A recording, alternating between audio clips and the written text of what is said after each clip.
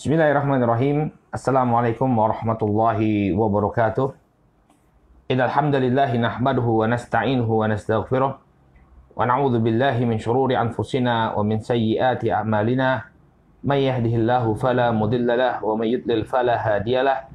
Asyhadu an la ilaha illallah wahdahu la syarika lah wa asyhadu anna Muhammadan abduhu wa rasuluh sallallahu alaihi wa ala alihi wa sahbihi wa man ittaba'a hudahu ila yaumiddin, amma ba'd. Wanifidin, saudaraku kaum muslimin yang semoga dimuliakan oleh Allah.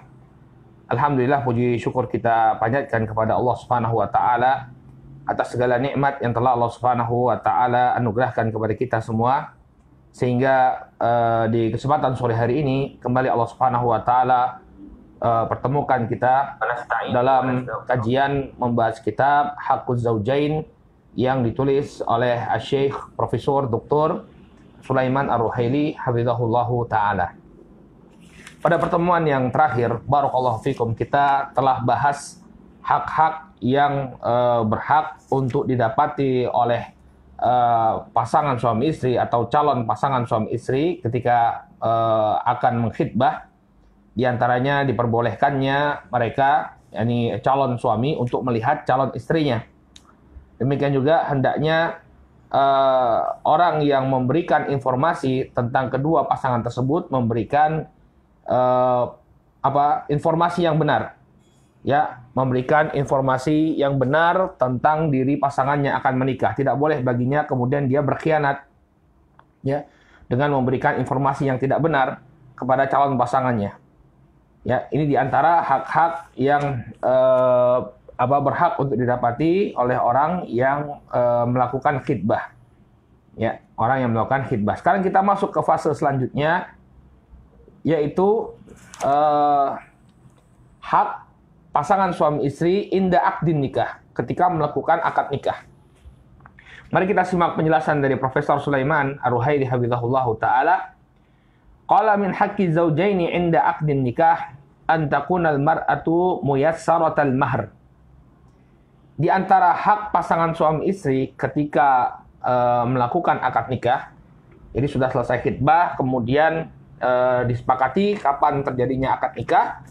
Nah, ketika akad nikah, ya, atau ketika sebelum melakukan akad nikah, maka di antara hak, ya, pasangan suami istri, hendaknya sang wanita meringankan maharnya, ya, bila moghalah, tanpa berlebih-lebihan. Jadi hendaknya dia memberikan mahar, menentukan mahar bagi calon suaminya dengan mahar yang ringan. Ya, wala tahmilin li zaujin fawqa ma yutiq. Ya. Dan hendaknya tidak membebani. Ya, tidak menjadi beban bagi calon suami melebihi apa yang dia mampu. Menetapkan mahar yang sangat tinggi sehingga calon suaminya tidak mampu untuk memenuhi. Ya. Kenapa ini perlu diperhatikan terutama oleh para wanita atau para wali kaum wanita ketika ada yang melamar, ya, jangan dia kemudian menetapkan mahar yang tinggi. Li'anna min asbabi sa'adati zaujain alla yakuna zauj muhammalan bid-duyun wa humumiha. Karena sesungguhnya ya termasuk dari sebab kebahagiaan rumah tangga, hendaknya sang suami tidak terbebani dengan hutang dan kesulitan. Karena tingginya mahar yang harus dia bayarkan agar bisa menikah, sehingga dia harus berhutang ke sana kemari. Hutangnya banyak. Untuk apa? Membayar mahar untuk pernikahannya. Maka jangan sampai seperti ini. Ya. Wa alla yash'ar ar-rajulu anna hadhihi al-mar'ah allati ya'ishu ma'aha tahta saqafin wahid kanat sababan fi tahmilihi humuman. Dan jangan sampai nanti sang suami merasa bahwa sang wanita yang menjadi istrinya, yang kemudian hidup di bawah satu atap, inilah yang menjadi sebab dia harus menanggung kesulitan tersebut.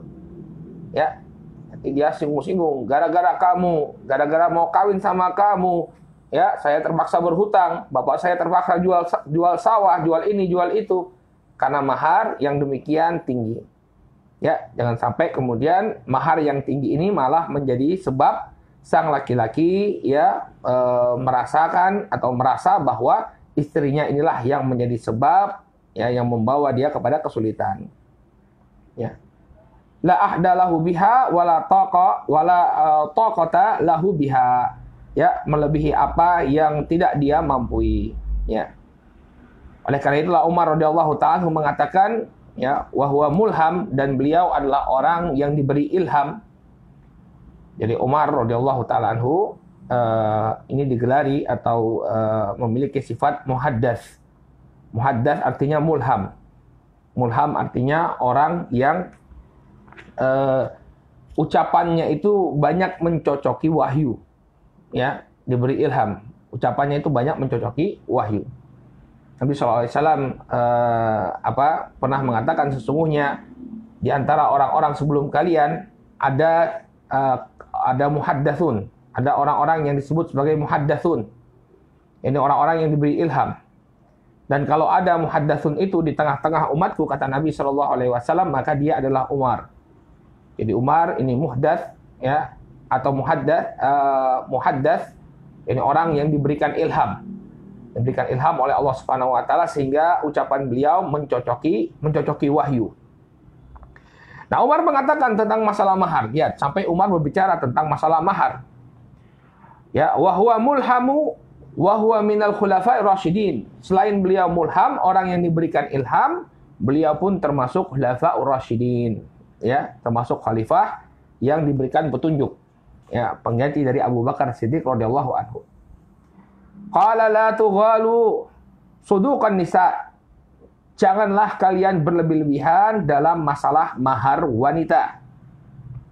Fa innaha law kanat maqramatan fid dunya aw taqwa indallah kana aulakum wa ahaqqakum biha Muhammadun sallallahu alaihi wasallam. Kata beliau, apabila mahar yang tinggi itu merupakan kemuliaan di dunia. Kalau mahar yang tinggi itu merupakan kemuliaan di dunia, atau merupakan bentuk ketakwaan di sisi Allah Subhanahu wa taala, maka orang yang akan menjadikannya sebagai prioritas ya adalah Rasulullah sallallahu alaihi wasallam. Artinya Rasul sallallahu alaihi wasallam kalau memang mahar yang tinggi itu menjadi sebab kemuliaan seseorang dan merupakan bentuk ketakwaan di sisi Allah Subhanahu wa taala, pastilah Rasul sallallahu alaihi wasallam menjadi orang yang menentukan mahar yang tinggi. Baik itu dalam pernikahan beliau ataupun ketika ada orang yang melamar putri-putri beliau. Ya. Jadi Umar ini ingin menjelaskan kepada kita, mahar yang tinggi ini bukan tuntunan sunnahnya Nabi sallallahu alaihi wasallam dan bukan bentuk suatu kemuliaan. Ini bantahan bagi sebagian orang yang masih melestarikan tradisi ya mahal yang tinggi, mahar yang tinggi. Ya, ada uang panai, ada uang ini, uang itu ya, maharnya tinggi sekali. Nah, kalau ini suatu kemuliaan kata Umar, dan kalau ini merupakan bentuk ketakwaan kepada Allah Subhanahu wa taala, pastilah Rasul sallallahu alaihi wasallam yang pertama kali melakukannya. Beliau adalah orang yang paling bertakwa. Beliau adalah orang yang paling mulia. Tapi beliau sallallahu alaihi wasallam tidaklah membebani dengan mahar yang tinggi. Tidak ketika beliau menikah dengan seorang wanita atau juga ketika putri-putri beliau dilamar. Beliau tidak menetapkan mahar yang tinggi. Jadi paham ya bahwa mahar yang tinggi ini bukan sunnahnya Nabi sallallahu alaihi wasallam. Bahkan kalau dari penuturan Umar ini bukan kemuliaan sama sekali. Kalau kemuliaan pastilah Nabi sallallahu alaihi wasallam akan menetapkan mahar yang tinggi atau akan mengajarkan kepada kita untuk menunaikan mahar yang tinggi. Ya. Qala ma asdaqa imra'atan min nisa'ihi wa la usdiqat imra'atan min banatihi aktsar min isnatai asyrata uqiyah. Jadi 500 dirham. Dan tidaklah Nabi sallallahu alaihi wasallam memberikan mahar kepada istri-istri beliau. Demikian juga beliau tidak pernah menjadikan mahar bagi putri-putri beliau lebih daripada isnatai asyrata uqiyah, melebihi dari 12 uqiyah.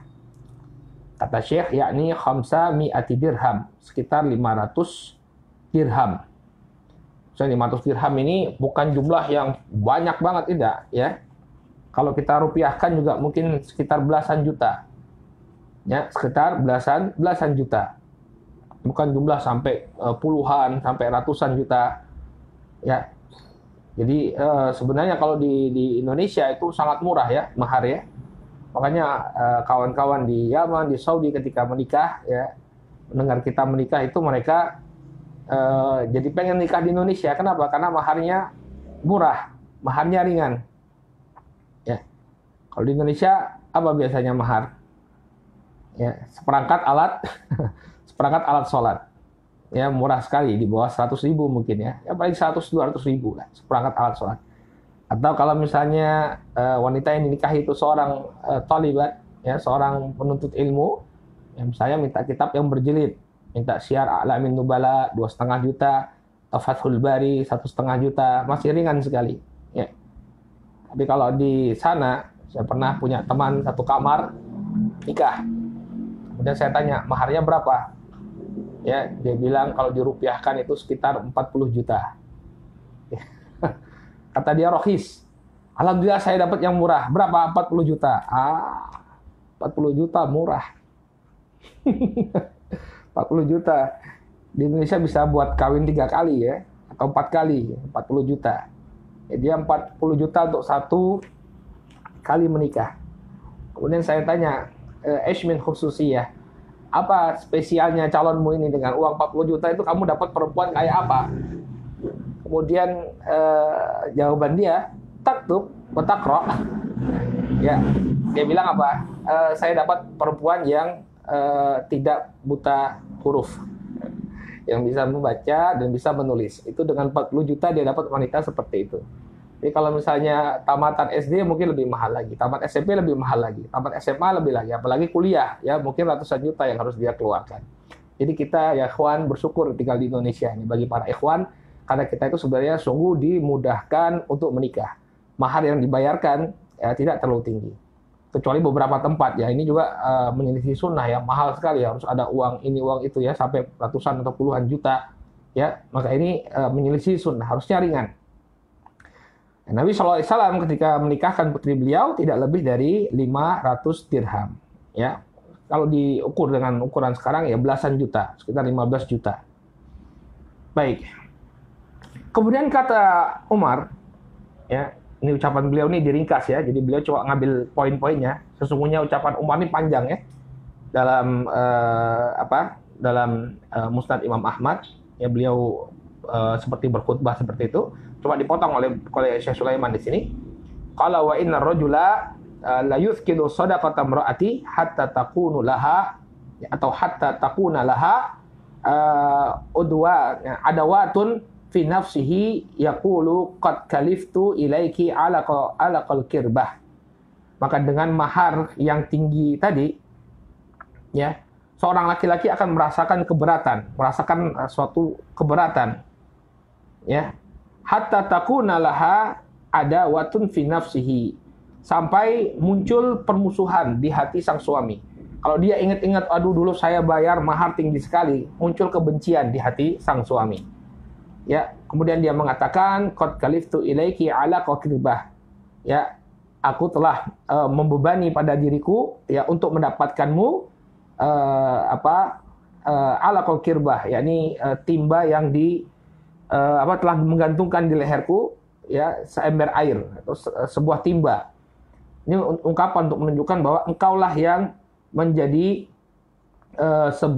engkaulah yang telah menjadi sebab aku mendapatkan kesulitan. Nah tentu sebagai seorang istri nggak mau kan disalahkan seperti itu, makanya maharnya jangan tinggi-tinggi. Ya, mahar yang tinggi ini bisa menjadi pintu sebab seorang suami mencela sang istri. Apalagi sampai kemudian dia harus berhutang, keluarganya harus menjual banyak aset untuk menikahkan dia dengan wanita tersebut. Nah ini bisa menjadi sebab sang wanita dicela oleh suaminya. Dan ini terjadi barakallahu fikum kayak di Saudi Arabia. Ya, jadi istri itu diperlakukan semena-mena, diperlakukan seperti babu. Ya, ayo kamu kerjakan ini, kamu kerjakan itu. Wah, saya sudah bayar mahal, ya, bayar mahar yang demikian tinggi untuk mendapatkanmu. Sekarang jadi dieksploitasi istrinya. Kenapa? Karena ketika mendapatkan sang istri, ya dia harus mengeluarkan uang yang demikian banyak. Sehingga kalau misalnya ada sedikit celah pada istrinya, marah dia. Kenapa ini kok nggak beres kerjanya? bukankah dulu maharmu tinggi? Ya, diungkit-ungkit maharnya.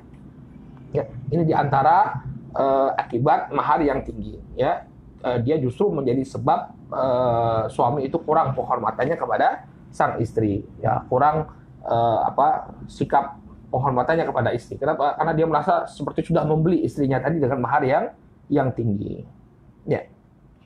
Baik. Kemudian qala min haqqi zaujain inda aqdin nikah an yuwaffar rajulu imra'ata shadaqaha kamilan. Di antara hak suami istri ketika melakukan akad nikah, seorang suami hendaknya memenuhi mahar yang telah ditentukan secara sempurna. Jadi jangan utang-utang kemudian nggak dibayar. Ya, misalnya kan kalau dia bisa membayar tunai, maka ini yang diharapkan. Nah, kalau masalah mahar yang ditunda mungkin jarang terjadi di tengah-tengah kita ya. Kalau kita dengar akad nikah biasanya karena maharnya itu ringan, maka dibayar tunai. Ya, cobalah antum dengar kalau akad nikah ya.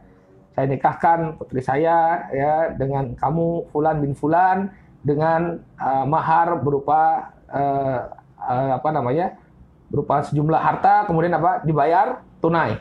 Sah ya. Nah, dibayar tunai di sini ya.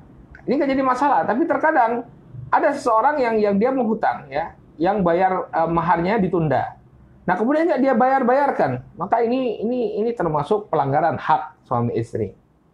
Ya. Kemudian ghairu manqus dan tidak berkurang dari mahar yang sudah ditetapkan. Misalnya ditentukan maharnya 15 juta misalnya, ya maharnya 15 juta. Kemudian dia tunda pembayarannya, ya. Oke, saya bayar 5 juta, nanti sisanya saya cicil. Kemudian ketika dia mencicil, dia bilang saya cuma bayar 5 juta lagi saja, ya. Adapun yang 5 juta dianggap dikurangi ya, minta diskon misalnya. Ya. Makanya demikian tidak boleh ya, kecuali memang sang perempuan nggak jadi masalah misalnya. Udah bang, nggak apa-apa bang, ya abang memang hebat ini ya, udahlah dikurangi aja, nggak usah utangnya bayar separuh aja nggak apa-apa. Ya, yang demikian tidak mengapa. Tapi kalau misalnya sang istri tidak ridho, maka wajib bagi dia untuk menggenapi atau untuk melunasi mahar yang dia hutangi. Ya, bihasabi mattafaqa alaihi zaujan, sesuai dengan apa yang disepakati oleh kedua pasangan, ya, oleh pasangan suami istri tersebut. Jadi mahar ini merupakan hak yang harus dipenuhi ketika melakukan akad nikah. Ya. Qala ta'ala, Allah Subhanahu wa taala berfirman, wa atun nisaa shadaqatihinna nihlah. Ya. Dan berikanlah kepada para wanita itu mahar-mahar mereka dengan penuh kerelaan. Ya. Jadi diperintahkan untuk memenuhi mahar-mahar yang telah disepakati. Qala ta'ala, Allah Subhanahu wa taala juga berfirman ya dalam surat An-Nisa, kalau tadi ayat yang keempat, dalam ayat yang ke-20 Allah berfirman, wa in aradtum istibdala zaujin makana zaujin wa ataitum ihdahunna qintaran fala ta'khudhu minhu syai'a. Ini ayat yang berkenaan dengan larangan mengambil mahar yang sudah dibayarkan. Kalau mahar sudah dibayarkan kepada istri, maka tidak boleh diambil kembali. Ya, dalam Al-Qur'an surah An-Nisa ayat 20 Allah mengatakan, apabila kalian menginginkan untuk mengganti istri kalian ya dengan pasangan yang lain, artinya ingin menceraikan istri kalian kemudian menikahi wanita yang lain, maka dan kalian sudah memberikan mahar kepada istri kalian, fala ta'khudhu minhu syai'an, maka jangan sekali-kali kalian ambil mahar yang sudah kalian bayarkan. Ya, misalnya mahar pernikahannya misalnya 15 juta, kemudian dia bayarkan kepada sang istri, ya kepada pihak istri 15 juta. Kemudian mereka melakukan pernikahan, menjalani pernikahan, kemudian terjadi percekcokan dan bercerai. Maka tidak boleh bagi suami kemudian untuk mengambil kembali mahar yang telah dia bayarkan. Kecuali kalau khulu. Kalau khulu ya artinya perceraian yang diajukan oleh seorang wanita, maka sang wanita harus mengembalikan mahar yang diberikan oleh suaminya sebelumnya ketika pernikahan. Tapi kalau perceraiannya itu yang mentalak adalah sang suami, tidak boleh bagi dia untuk mengambil mahar yang sudah dia bayarkan. Paham ya? Jadi kalau cerainya itu dari pihak suami yang mengatakan cerai, ya maka tidak boleh bagi dia untuk kembali mengambil mahar yang sebelumnya dia telah bayarkan. nggak boleh. Ya, ini diantara hak ketika melakukan akad nikah. Ya, mahar hendaknya ditunaikan. Jadi kalau mahar yang terhutang ini bukan selama-lamanya dihutang ya, harus dibayar, dicicil. Ya, sesuai dengan apa yang disepakati.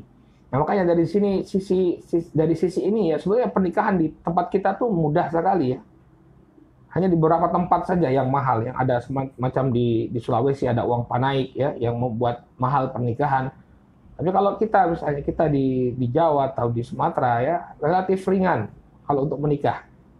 Ya, modal kitab Fathul Bari misalnya atau modal seperangkat alat sholat yang paling sering ya, seperangkat alat sholat. Ya, tidak terlalu membebani. Maka nikahlah ya, yang belum menikah, laki-laki yang belum menikah menikahlah. Yang sudah menikah, ya silakan menikah lagi. Karena apa? Sudah dimudahkan untuk menikah. Tidak perlu kemudian membayar mahar yang tinggi. Baik. Qala min haqqi zawjain inda aqdin nikah anna man syarata ala nafsihi ta'ian ghairu mukrah yajibu alaihi ayyafiya lil akhar bi syurutihi. Kemudian di antara hak suami istri ketika melakukan akad nikah, ya, bahwa barang siapa yang mempersyaratkan ketika menikah itu dia mengajukan sebuah syarat, ya, dan syarat ini disepakati tanpa terpaksa, maka wajib bagi pasangannya untuk memenuhi syarat tersebut. Allati ishtarataha alaihi wa qabilaha, yang sudah dipersyaratkan dan wajib bagi dia untuk menerimanya. Misalnya sang istri minta, saya mau nikah sama kamu dengan catatan saya tetap tinggal dekat dengan orang tua, tidak diboyong kemana-mana, tidak diboyong ke kampung halamanmu. Misalnya gadis Jawa menikah dengan lelaki Sumatera, kemudian sang perempuan memberikan syarat, ya saya mau nikah selama tidak dibawa keluar Jawa, misalnya. Yang maunya tinggal di Jawa misalnya, nggak mau tinggal di luar Jawa. Maka ketika itu disepakati ya, sebelum nikah dia sudah sepakat, maka ini harus dipenuhi. Nggak boleh kemudian dia memaksa sang wanita untuk tinggal bersamanya di Sumatera. Nah, harus sudah sepakat ya. Al-muslimu ala syurutihim, seorang muslim itu sesuai dengan syarat-syaratnya. Ya. Atau misalnya dia mau sang istri misalnya atau sang suami mempersyaratkan, saya mau nikah dengan kamu dengan catatan kamu berhenti kerja, ya syaratnya dengan catatan kamu berhenti kerja, maka dia hendaknya mematuhi ya kalau memang sudah disepakati. Dalilnya adalah sebuah hadis yang diriwayatkan oleh Imam Al-Bukhari dan Muslim. Nabi SAW mengatakan, ahaqqus syuruti antufu bihi mastahlaltum bihi al-furuj. Kata Rasul SAW, hak yang paling atau syarat yang paling berhak untuk kalian penuhi adalah syarat yang dengannya kalian menghalalkan kemaluan wanita. Ya, artinya apa? Hak yang paling berhak untuk kalian penuhi adalah hak ya yang kalian persyaratkan ketika akan menikah. Ya. Artinya apa yang dipersyaratkan di sana, misalnya seorang wanita dia mau dinikahi dengan syarat demikian dan demikian, maka itu yang harus kita penuhi. Yang demikian harus dipenuhi. Ya. Kalau misalnya istri mempersyaratkan tidak dipoligami bagaimana? Ya, maka harus dipenuhi. Ya. Ketika istri misalnya saya mau nikah sama kamu tapi dengan syarat tidak dipoligami. Ya sudah, kalau misalnya dia sepakat dengan syarat tersebut, nggak boleh dia kemudian mempoligami istrinya. Ya. Nah, kalau misalnya dia ingin membatalkan, ya udah terjadi perceraian nanti ya. Kalau misalnya sang wanita tetap tidak ridho, maka ya diceraikan nanti. Ya ceraikan kalau memang tidak ridho. Tapi nggak pantas ya kalau kita sudah dari awal itu sudah menyepakati suatu perkara, kemudian di tengah-tengah pernikahan kita ubah ya, ini suatu hal yang tidak baik ya. Kenapa dulu kok sepakat ketika mau menikahi kok menyepakati syarat, tapi kemudian setelah berjalannya pernikahan syarat tersebut dilanggar ya. Yang demikian tentu perbuatan yang tidak terpuji. Kemudian juga di masa Nabi SAW pernah terjadi wa thabata anna rajulan tazawwaja imra'atan wa syarata laha daroha ay ishtarata laha an la yukhrijaha min dariha. Nah, telah sabit ya bahwa di zaman Nabi Shallallahu Alaihi Wasallam atau di zaman Umar kalau saya tidak salah. Ya, di zaman Umar ada seorang laki-laki yang menikahi seorang wanita. Ya. Kemudian sang wanita mempersyaratkan ya. Baik.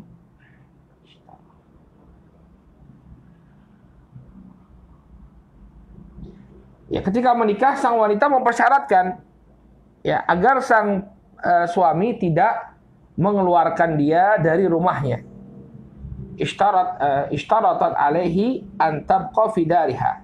Dia mempersyaratkan kepada sang suami, kalau mau menikah dengan saya, maka biarkan saya tinggal di rumah saya.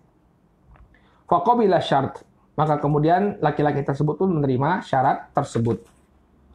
Falamma dakhala biha arada naqlaha. Nah, ketika sudah terjalin hubungan suami istri, maka sang suami pun ingin memindahkan sang istri, menyuruh pindah sang istri dari rumahnya. Fakhasamu ila Umar, maka kemudian mereka mengajukan pertikaian tersebut ke hadapan Umar radhiyallahu taala anhu.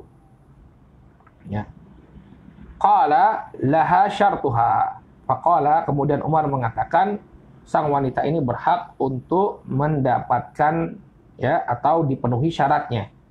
Karena ketika menikah dia sudah mempersyaratkan ya bahwa dia tidak dikeluarkan dari rumahnya, tetap tinggal di rumahnya, maka kata Umar, sang wanita berhak untuk mendapatkan apa yang telah dipersyaratkan sebelumnya. Yajibu alaika ya antufiya bi syartiha.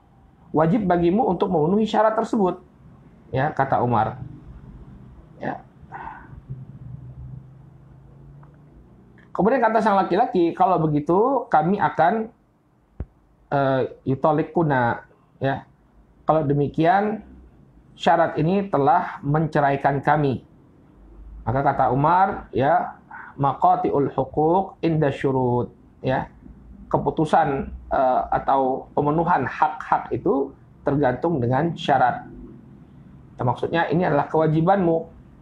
Ya, ini adalah kewajiban yang harus kau penuhi karena sebelumnya engkau telah menyepakati syarat tersebut, maka engkau harus penuhi haknya. Ya.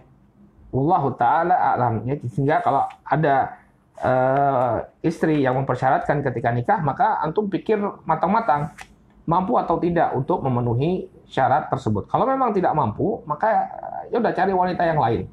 Cari wanita yang lain. Ya, misalnya syarat tadi tidak mau dibawa ke kampung halaman, padahal kita di satu sisi kita harus pulang untuk berbakti kepada orang tua misalnya. Ya, ketika menikah dengan seorang wanita, wanitanya bilang saya nggak mau dibawa ke kampung halamanmu. Padahal kita punya kewajiban, masih ada orang tua di sana yang harus kita rawat. Dan peluang untuk kerja lebih besar di sana daripada kita di sini misalnya di tempat sang istri. Maka cari wanita yang lain. Jangan kemudian memaksakan ya menikahi seorang wanita yang mempersyaratkan sesuatu yang tidak bisa kita penuhi.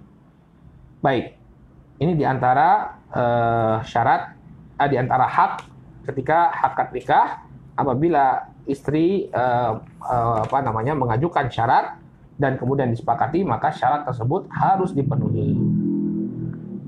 Qala min haqqi zaujaini inda aqdin nikah an yakuna al-aqdu an ridon min tarafain.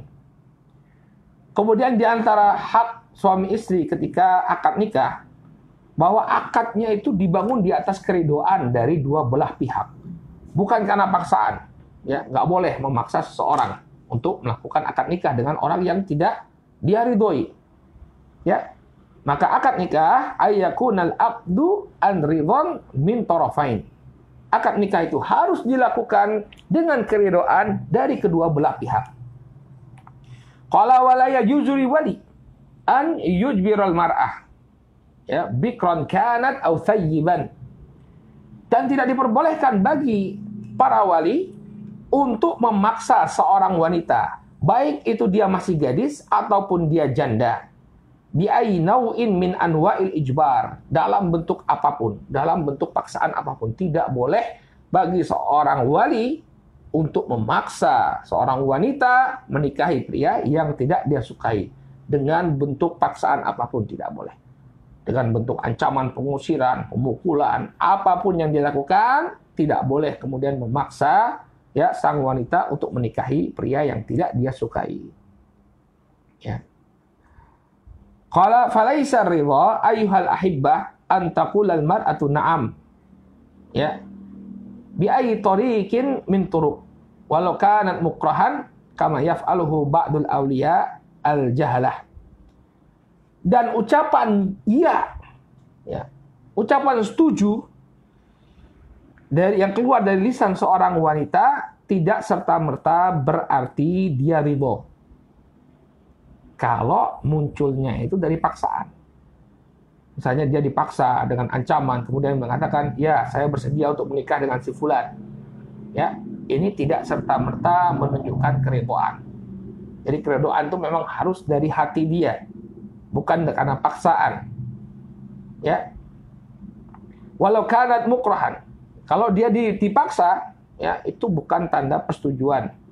Kama yaf'aluhu ba'du awliya al-jahalah, sebagaimana yang dilakukan oleh sebagian para wali yang bodoh terhadap hukum syar'i, yang tidak tahu tentang hukum syar'i.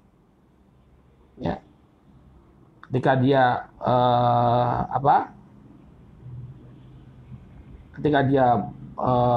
menginginkan agar sang wanita menikah dengan pria pilihannya, dia melakukan berbagai macam intimidasi kepada sang wanita agar mau mengatakan ya. Ya, min darbil binti wa tahdidiha, ya, dengan cara memukul anak perempuannya atau memberikan ancaman kepada anak perempuannya, bi annaha idza lam tatazawwaj hadha ar-rajul falan yuzawwijuha abadan. Misalnya dia mengatakan kepada anaknya, kalau kamu tidak mau menikah dengan laki-laki pilihan bapak, kamu tidak akan bapak nikahkan selama-lamanya. Ya, sebagian orang tua sampai seperti itu mengatakan kepada anaknya, kalau kamu tidak mau menikah dengan pria pilihan bapak, ya, maka kamu tidak akan bapak nikahkan selama-lamanya. Maka sang anak merasa takut, merasa khawatir, lalu kemudian dia pun memenuhi apa yang menjadi keinginan bapaknya tersebut. Ya. Au bitahdidiha bi talaqi ummiha, atau dengan mengancam, kalau kamu tidak mau menikah, ibumu bapak cerai. Ya, ibumu bapak ceraikan. Kalau kamu tidak mau menikah dengan pria pilihan bapak, ya, kamu sama ibu ya pindah. Ibumu akan saya ceraikan misalnya. In lam taqbal birrajul, kalau kamu tidak mau menerima laki-laki pilihan bapak. Ya. La'allaha an taqbala wa yadhunnul jahilu annaha bidzalika qad radib. Ya. Dan mungkin saja karena ancaman-ancaman yang diberikan oleh bapaknya tadi, sang wanita pun ya menerima ya tawaran tadi. Kemudian sang bapak yang bodoh terhadap ilmu syariat mengira bahwa yang demikian sudah menunjukkan keridhaan dari sang wanita. Padahal tidak sama sekali. Tidaklah dia menikah melainkan karena ancaman yang dilakukan oleh bapaknya. Wallahu ya'lamu annaha mukrah, dan Allah tahu bahwa dia dipaksa. Maka haram bagi wali untuk menikahkan ya anaknya ini dalam keadaan terpaksa. Tidak boleh dia memaksa anaknya untuk menikah dengan pria yang tidak disukai atau tidak diridhoi oleh sang anak. Ya. Dalilnya bahwa wanita itu diberi pilihan, ya boleh bagi dia untuk menerima atau menolak, adalah hadis yang diriwayatkan oleh Al-Imam Abu Dawud dan yang selain beliau, di mana Nabi SAW bersabda, "Tusta'maru al-yatimah fi nafsiha, fa in sakatat fa huwa idnuha, wa in abad fala jawaza 'alaiha." Seorang wanita yatim ya dimintai pertimbangan. Ini adalah masalah pernikahan. Dia dimintai pertimbangan tentang calonnya. Fa in sakatat fahuwa idnuha. Kalau dia diam saja, maka ini menunjukkan izinnya. Ya. Karena terkadang seorang wanita malu ketika dia ditawari untuk menikah dengan seorang laki-laki, malu dia. Tidak bisa mengungkapkan sepatah kata pun untuk membalasnya, tapi dia diam saja. Maka kata Nabi SAW, diam ini merupakan tanda dia memberikan izin atau memberikan ridho. Ya, dia ridho dengan pinangan pria tersebut. Qala wa in abad fala jawaza 'alaiha. Namun apabila dia tidak mau, maka tidak boleh dipaksa. Tidak boleh dipaksa. Wa yaqulu aidan la tunkahu sayyibu hatta tusta'mar walal bikru illa biizniha. Tidak boleh seorang janda dinikahkan sampai dia dimintai ya pertimbangan. Ya, sampai dia dimintai pertimbangan. Walal bikru illa biizniha. Dan demikian juga tidaklah dinikahkan ya seorang gadis kecuali dengan izinnya. Qalu ya Rasulullah, kemudian para sahabat bertanya, wahai Rasulullah, ma idnuha? Apa izin dari wanita yang masih gadis? Qala antaskuta, yakni dengan diamnya. Ya, dengan diamnya. Jadi diamnya itu adalah izin dari seorang wanita yang masih gadis. Kalau dia tidak protes, ya, maka itu persetujuan. Kalau dia protes, nah ini nggak boleh dipaksa. Baik. Kemudian dalil lain yang menunjukkan bahwa tidak boleh memaksa seorang wanita untuk menikah. Wa Ibnu Abbas radhiyallahu anhuma anna jariyatan bikran atatin Nabi sallallahu alaihi wasallam fa dzakarat anna abaha zawwajaha wa hiya karihah. Ya, fa khayyaraha Nabi sallallahu alaihi wa ala alihi wasallam. Dalam sebuah hadis yang diriwayatkan oleh Imam Abu Dawud ya dan disahihkan oleh Al-Albani rahimahullah, disebutkan dari Abdullah bin Abbas bahwa ada seorang wanita yang masih gadis, bikron. Dia mendatangi Nabi Shallallahu Alaihi Wasallam, fadzakarat anna abaha zawwajaha, dan dia menceritakan kepada Nabi Shallallahu Alaihi Wasallam bahwa sang bapak akan menikahkannya, wahia karihah, dalam keadaan dia tidak suka, ya tidak suka dengan pilihan bapaknya tersebut. Maka apa yang dilakukan oleh Nabi Shallallahu Alaihi Wasallam? Fakhayyaraha an-Nabi Shallallahu Alaihi Wasallam. Maka Nabi Shallallahu Alaihi Wasallam memberikan pilihan bagi sang wanita. Apakah dia akan meneruskan pernikahannya atau dia ya putuskan, ya tidak meneruskan pernikahannya tersebut. Lihat, diberi pilihan oleh Nabi Shallallahu Alaihi Wasallam mau lanjut atau tidak. Tidak kemudian memerintahkan sang wanita untuk patuh begitu saja kepada sang bapak. Ini adalah hak dia untuk kemudian memutuskan apakah laki-laki ini ya mau dia nikah atau tidak. Masya Allah ya, keadilan Islam ya bagi kaum wanita sampai dalam masalah pernikahan mereka diberi pilihan. Tidak boleh kemudian untuk dipaksa menikahi pria yang tidak dia sukai. Baik, ini diantara hak ya di akad nikah. Ini tidak boleh paksa memaksa. Tidak boleh paksa memaksa. Qala wa min haqqi zawjaini inda aqdin nikah i'lanuhu wa isharuhu wa idharuh. Di antara hak suami istri ketika melakukan akad nikah adalah hendaknya pernikahan tersebut diumumkan. Ya, disebarluaskan dan ditampakkan. Jadi bukan kemudian diam-diam tapi harus disampaikan kepada orang, ya, jangan jadi tuhmah. Nanti misalnya dia berjalan ya, loh si fulan kok jalan sama putrinya Pak Fulan ya. Ternyata orang-orang nggak tahu kalau mereka sudah menikah. Maka di antara sunnah adalah dengan mengumumkan ya telah terjadinya pernikahan. Ya. Wa alla yakuna sirran, dan jangan dirahasiakan. Nanti akan muncul fitnah ya. Misalnya kenapa si fulan kok datang malam-malam ke rumahnya siapa misalnya dia nikah sama janda ya, nikahnya diam-diam, nggak diumumkan. Jadi pertanyaan orang, kenapa kok datang malam-malam misalnya? Padahal itu sudah menjadi istrinya. Kenapa ini muncul, kecurigaan semacam ini muncul? Karena itu tadi, tidak ada pengkhabaran kepada tetangga-tetangga, orang-orang yang ada di sekitar. Maka termasuk sunnah adalah dengan mengkhabarkan, ya, mengumumkan bahwa telah terjadi pernikahan. Nabi Shallallahu Alaihi Wasallam bersabda, ya, dalam hadis yang diriwayatkan oleh Imam Ibnu Hibban dan dihasankan oleh Al-Albani rahimahullah, ya, a'linun nikah, ya, umumkanlah pernikahan kalian, umumkanlah pernikahan kalian, jangan disembunyikan, tapi diumumkan biar orang lain itu tahu bahwa kalian telah menikah. Apa hikmah dibalik kita mengumumkan pernikahan? Wa min dzalika idharul farhi was surur bihi. Di antara dan di antara bentuk di antara bentuk pengumuman pernikahan, Allah menampakkan kegembiraan dan kebahagiaan bi iqamati walimatin la tuzkil kahila zauj wala tuhammiluhu ad-duyun. Dan di antara bentuk mengumumkan pernikahan dan menunjukkan kebahagiaan dan kegembiraan yaitu dengan mengadakan walimah. Ya, apa bahasa kita? Ya, pesta pernikahan. Tapi kalau pesta kelihatan seperti suatu hal yang besar ya. Ya, intinya ada perayaan nikah ya, ada resepsi. Ya, walaupun itu sederhana. Dan jangan sampai memberatkan dan jangan sampai menyebabkan seseorang tuh harus berhutang. Wala tuhammiluhu ad-duyun. Jangan sampai dia banyak berhutang. Nggak perlu berhutang.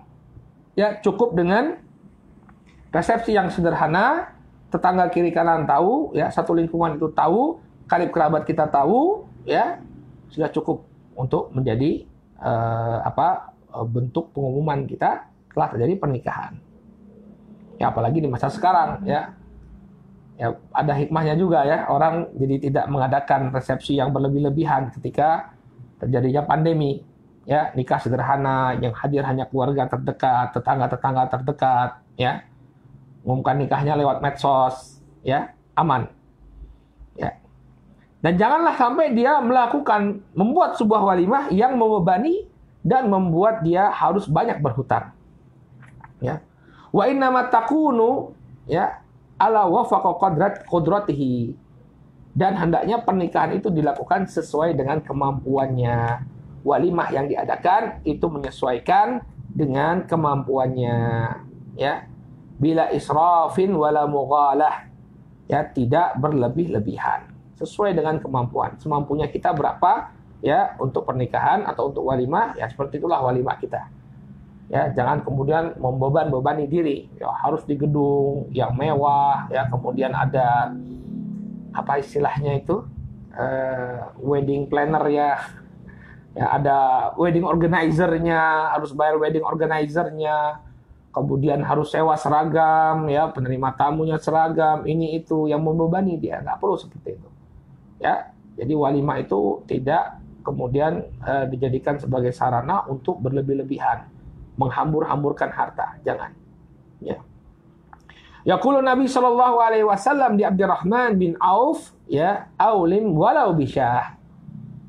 Nabi sallallahu alaihi wasallam mengatakan kepada Abdurrahman bin Auf, adakanlah walimah walaupun itu hanya dengan seekor kambing. Cuma nyembelih satu ekor kambing kemudian dimasak gulai makan rame-rame. Ya, cukup itu. Ya, cukup untuk walimah. Jadi nggak usah terlalu banyak mengeluarkan biaya. Wa aulama Nabi, kemudian bagaimana walimahnya Nabi? Wa aulama Nabi sallallahu alaihi wasallam wa huwa khairu khalqillahi ajma'in. Nabi sallallahu alaihi wasallam mengadakan walimah dan beliau sallallahu alaihi wasallam adalah sebaik-baiknya makhluk Allah Subhanahu wa taala. Wa atqa khalqillah ajma'in, dan juga makhluk Allah Subhanahu wa taala yang paling bertakwa. Aulama ala Safiyata binta Huyai ya bisawikin wa tamar. Beliau melakukan walimah dengan Safiyah binti Huyai dengan roti yang terbuat dari tepung dan juga tamar dan juga kurma kering. Ya. Jadi dibuat sederhana ya. Makanannya Nabi SAW hanya roti atau makanan yang terbuat dari sawiq, dari gandum, dan juga tamar, kurma. Masya Allah. Mau mencoba ya? Ya, pakai singkong rebus misalnya. Selamat datang di walimah kami, ya. Silahkan makan ala kadarnya. Tapi memang ala kadarnya singkong sama ikan asin misalnya. Enak itu ya, tapi kalau dijadikan walimah kayaknya kurang cocok ya.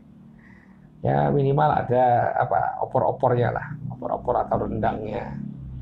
Baik. Tapi ini Nabi sallallahu alaihi wasallam melakukan walimah ya dengan sawiq dan tamar. ya, makanan yang terbuat dari gandum dan juga tamar dengan kurma. Qala walimatu man? Ini walimahnya siapa? Walimatu Rasulillah sallallahu alaihi wasallam. Walimahnya Rasul sallallahu alaihi wasallam, dan beliau adalah qudwah kita. Ya, jadi walimah itu sederhana saja. Kadang cobalah kita pikir ya, orang menghabiskan uang yang sangat banyak untuk walimah.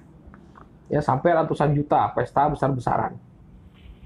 Kemudian ketika menikah, anak yang dinikahkan dengan uang yang ratusan juta tadi terpaksa ngontrak.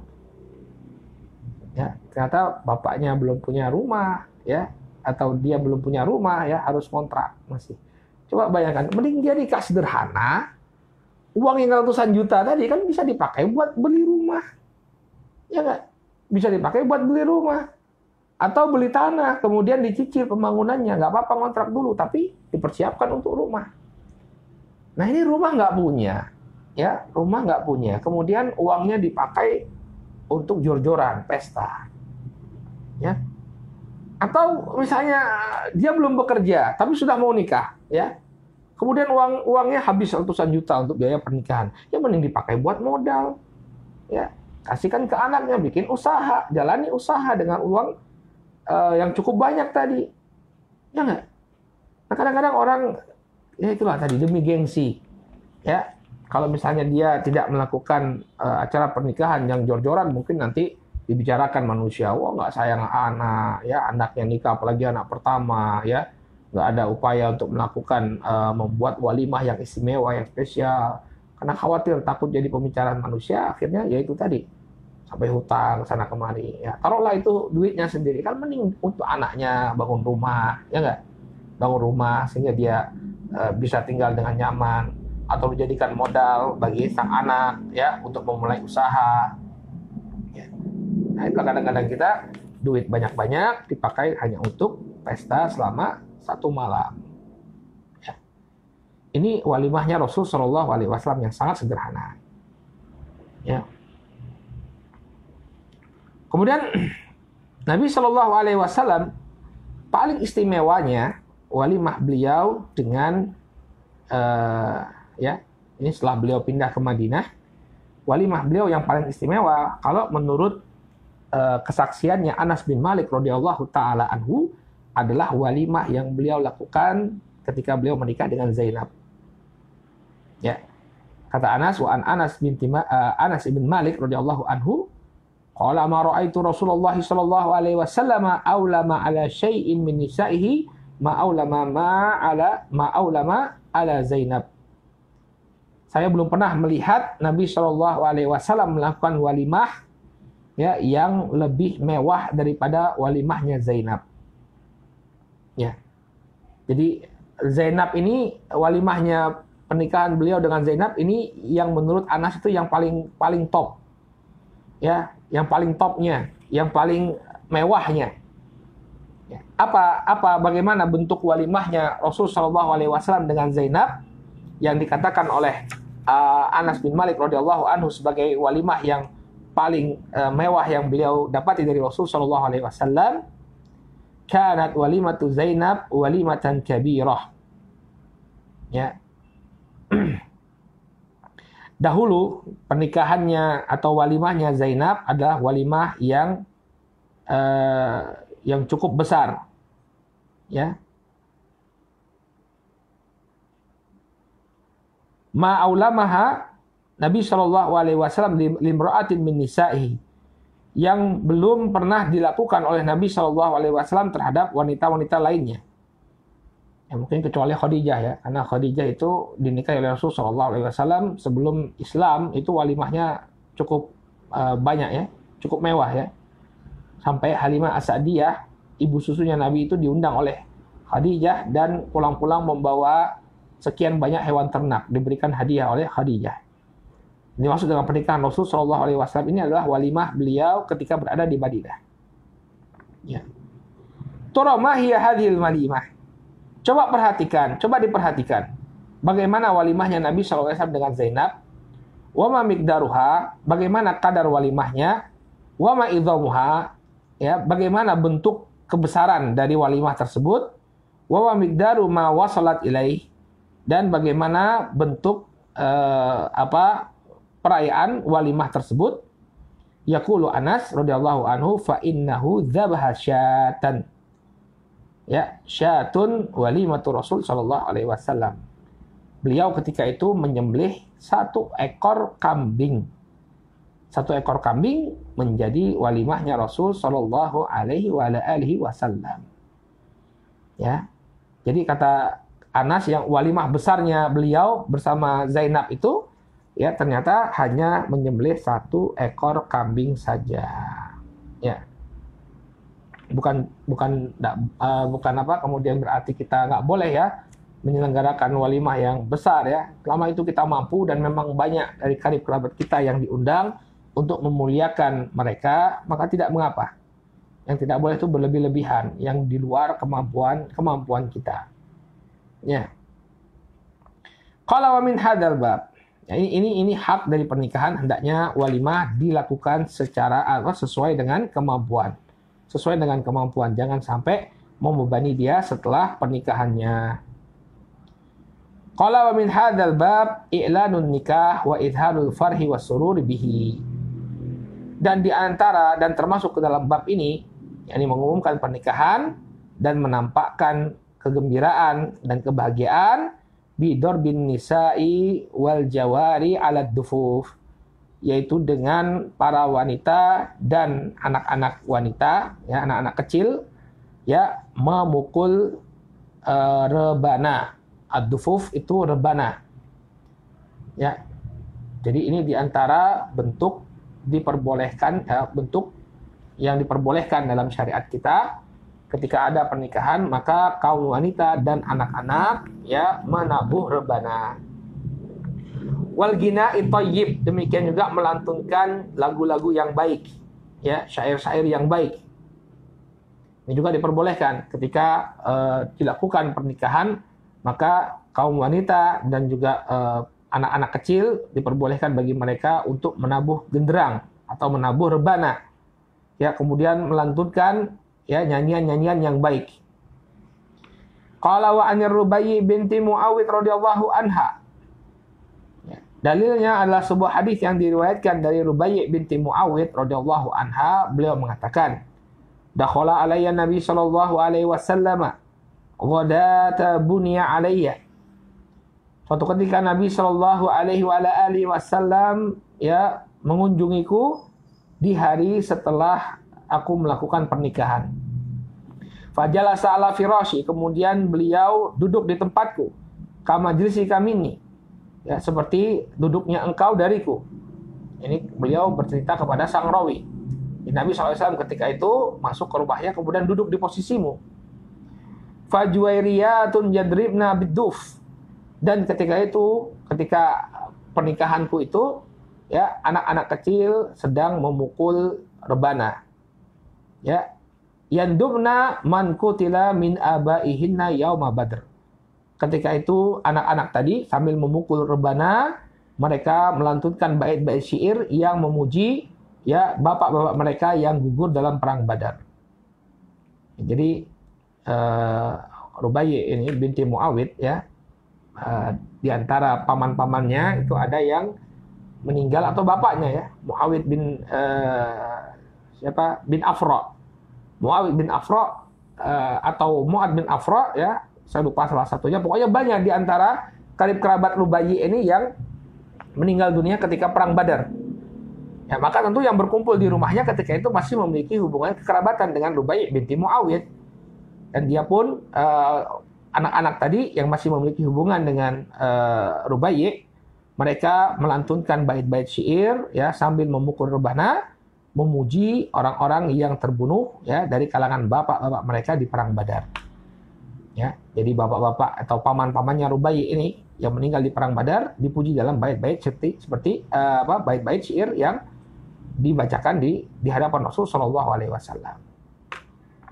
Sampai kemudian hatta qalat jariyatun, kemudian salah seorang dari anak wanita tadi mengatakan dalam bait syairnya, wa fina nabiyyun ya'lamu ma fi ghad. Dan di antara kami ada seorang nabi yang mengetahui apa yang terjadi di hari esok. Masalahnya muncul di sini. Nabi tidak mengingkari anak-anak wanita yang memukul rebana tadi ketika pernikahan. Nabi SAW tidak mengingkari mereka yang bernyanyi, melantunkan bait-bait syair yang memuji para pahlawan perang Badar. Nabi tidak mengingkari. Nabi baru mengingkari kapan? Ketika anak-anak itu mulai melantunkan bait syair yang keliru. Apa yang mereka katakan? Wa fina nabiyyun ya'lamu ma fi ghad. Dan di antara kami ada nabi yang mengetahui apa yang terjadi di hari esok. Ya, ini satu kekeliruan. Nabi SAW tidak mengetahui apa yang terjadi di hari esok. Maka Nabi SAW mengatakan, la taquli hakada. Jangan ngomong seperti itu. Wa quli ma kunti taqulin. Ucapkan saja seperti apa yang telah kalian ucapkan. Bait-bait pujian kepada para pahlawan perang Badar. Kalau ini tidak masalah. Tapi kalau mengatakan bahwa di antara kami ada nabi yang mengetahui apa yang terjadi di hari esok, jangan ucapkan ucapan ini. Ya. Hadisnya diriwayatkan oleh Al-Imam Al-Bukhari. Ya. Jadi bukan nyanyiannya yang diingkari oleh Nabi SAW, tapi bait syairnya. Sehingga boleh ya melakukan nyanyian ya ketika menikah. Selama bait syairnya adalah bait syair yang baik. Apa kesimpulan hukum dari hadis ini? Kata Syekh Sulaiman Ar-Ruhaili hafizahullah taala, fa aqarraha an-nabiy sallallahu alaihi wasallam ala ginaiha. Maka nyanyian-nyanyian ini disetujui oleh Nabi sallallahu alaihi wasallam. Ya, nyanyian di acara walimah disetujui oleh Nabi sallallahu alaihi wasallam. Lakinnahu ankara 'alaiha hadzal ladzi qalathu. Yang diingkari oleh Nabi sallallahu alaihi wasallam adalah apa yang diucapkan oleh wanita tadi, oleh anak wanita tadi. Ya. Jadi beliau tidak mengingkari nyanyian-nyanyian dan pukulan rebana ya, yang dilakukan ketika akad nikah, ketika pernikahan, tidak. Yang beliau ingkari adalah bait syairnya.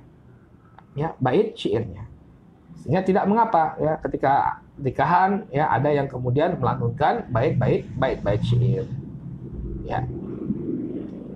Qala wa an Aisyah radhiyallahu anha annaha zafat imra'atan laqad kana yatiman fi hajrihi ya atau fi hujrihi ila rajulin minal ansar. Dahulu Aisyah radhiyallahu taala anha pernah menghadiri pernikahan ya seorang anak yang anak yatim ya, anak perempuan yang yatim yang dulu pernah beliau asuh ya, pernikahan anak gadis tersebut dengan seorang dari kalangan Ansar. Faqala Nabi sallallahu alaihi wasallam, maka Nabi sallallahu alaihi wasallam ketika itu mengatakan, maka nama'akum lahun, ya tidakkah kalian memiliki nyanyian? Fa innal ansar yu'jibuhumul lahu. Ya, maka sesungguhnya Ansar itu menyukai nyanyian-nyanyian. Wa fi riwayatin fahal ba'athtum ma'aha jariyatan tadribu biduf. Dalam riwayat yang lain dikatakan, tidakkah kalian mengutus bersama calon pengantin atau pengantin wanita ini anak-anak yang memukulkan rebana? Ya. Qalat taqulu madza? Kemudian Aisyah mengatakan, apa yang hendaknya diucapkan oleh para penyanyi tadi. Jadi Aisyah bertanya kepada Rasul, kalau misalnya ada orang yang bernyanyi di acara pernikahan, lantas bagaimana bait syairnya? Ya. Ucapkanlah atainakum atainakum. Maka hendaknya kata Nabi SAW dia mengucapkan atainakum, kami datang. Fahayyuna nuhayyikum. Maka berikanlah penyambutan kepada kami pun akan menyambut kalian. Ya. Nah, kemudian ini ada ucapan-ucapan bait syair, ya Allah taala alam apa maknanya. Ya, hanya saja di sini Nabi Shallallahu alaihi wasallam mengajarkan kepada Aisyah radhiyallahu taala anha ya apa yang bagus untuk diucapkan ketika pernikahan tersebut. Ya, jadi ucapan-ucapan yang tidak mengapa diucapkan atau dinyanyikan ketika pernikahan berlangsung. Qala yu'allimuha Rasulullah sallallahu alaihi wasallam. Di sini Nabi SAW justru mengajarkan kepada Aisyah apa bait syair yang hendaknya diucapkan oleh anak-anak tersebut. Ya, Masya Allah ya, mungkin ini suatu hal yang asing di tengah-tengah kita, tapi ternyata satu hal yang ada keluasan dalam syariat untuk melakukannya. Ini para anak-anak wanita menabuh rebana ya sebagai bentuk kegembiraan atas pernikahan tersebut. Wa qala Nabi sallallahu alaihi wasallam, dan Nabi sallallahu alaihi wasallam mengatakan faslu ma bainal halal wal haram sautu biduf. As-sautu biduf.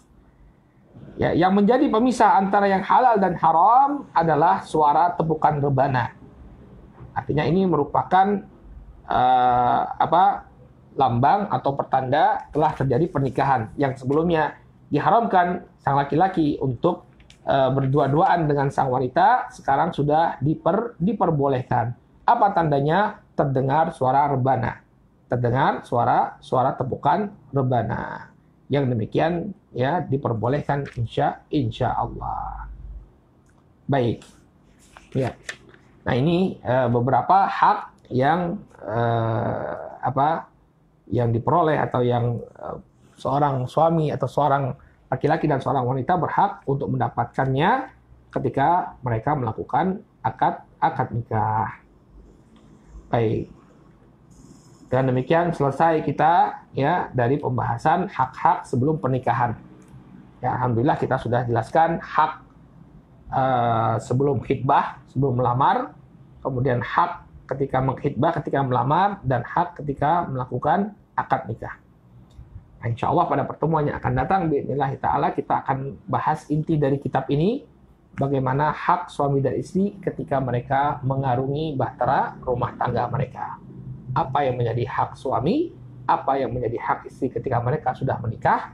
Nah, ini yang lebih banyak untuk dibahas, lebih perlu untuk dibahas. Wallahu ta'ala alam bishawab. Kita cukupkan dulu sampai di sini. Insya Allah kita lanjutkan pada pertemuan yang akan datang. Bi'inillahi ta'ala. Naktafi bihadal qadar. Subhanakallahumma wa bihamdika. Asyhadu an la ilaha illa anta astaghfiruka wa atubu ilaik. Assalamualaikum warahmatullahi wabarakatuh.